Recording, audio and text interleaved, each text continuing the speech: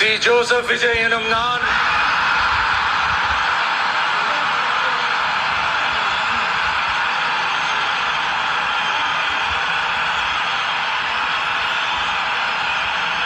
சட்டப்படி அமைக்கப்பெற்ற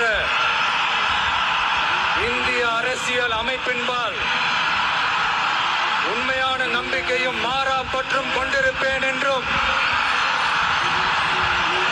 இந்திய நாட்டின் ஒப்பில்லாத முழு முதல் ஆட்சியையும் உரிமையையும் நிலை நிறுத்துவேன் என்றும்